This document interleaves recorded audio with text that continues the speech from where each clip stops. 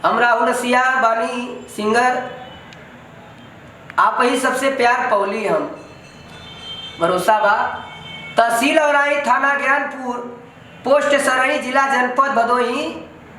मैं खड़गपुर डबका मूल निवासी हूँ और राहुल रसिया आप सभी का भाई है और भाई बन के रहेगा। सभी कलाकारों को मैं नमस्ते प्रणाम करता हूँ दिल से। मैं नाम तो नहीं जानता हूँ, मैं अभी उभर रहा हूँ, लेकिन फिर भी डीजे पर सुनता हूँ हर गाना भोजपुरी सभी कलाकारों का। मैं कलाकारों को भगवान समझता हूँ। कलाकार जो होते हैं हमारे लिए भगवान है और मैं भी एक छोटा मोटा कलाकार हूँ, इसलिए आप सभी को प्रणाम करता हूँ। एक बात याद रखना, मुझे शायरी याद हो गया।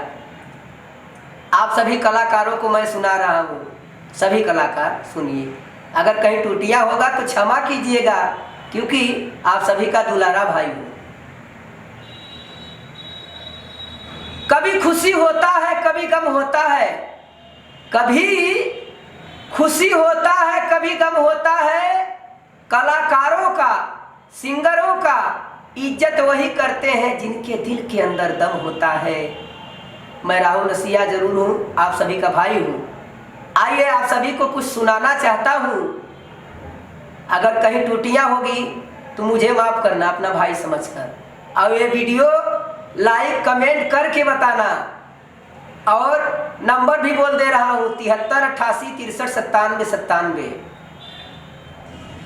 कि अरे माई रहली ढोलक बजवैया गवैया तू ही बनवलू ना।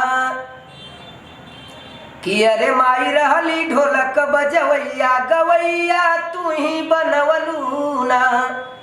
ये मैं अपने दिमाग के मेमोरी से गाना को रिसर्च किया हूँ। ये जो मेमोरी है मेरा, इसमें गाना रिसर्च रहता है।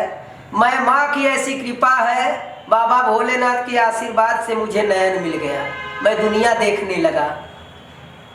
लेकिन कवि लिखे हैं, मैं ही खुद कवि हूँ, मैं ही राइटर हूँ और थोड़ा थोड़ा कवि भी बन जाता हूँ, आप लोगों का आशीर्वाद पाता हूँ।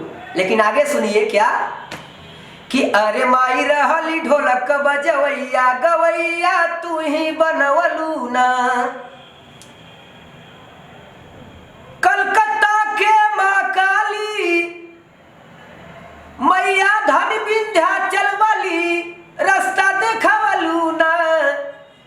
कि अरे माई एहो माई, अरे माई रहली ढोलक बजवैया गवैया तू ही बनवलू ना। तोहरा से करत रहली बचपन में निहोरा, केहू नइखे मिलत रहे उठावे वाला कोरा। नैन से ना देखत रहली नयन दई दिहलू ना। नैन से ना देखत रहली नयन दई दिहलू ना।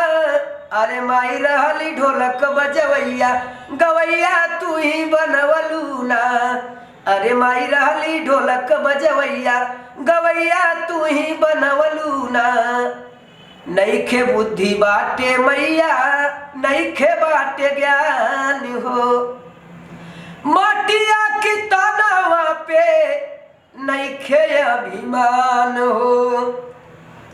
स्वर संगीत के रास्ता देखवलू, स्वर संगीत के रास्ता देखवलू, गीत गवावलू ना।